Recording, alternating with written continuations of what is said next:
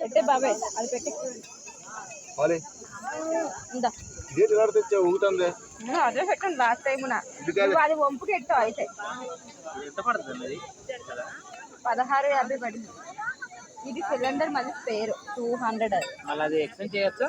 లేదు లేదు, మనం కొనుక్కోవడమే. అది అయిపోతే కొనుక్కోవడమే.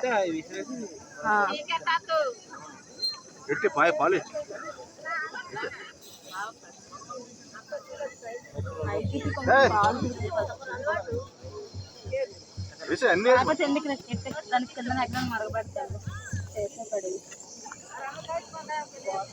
బరువు ఉంటే ఉంటుంది. అది మరి అది వేస్ట్. అదే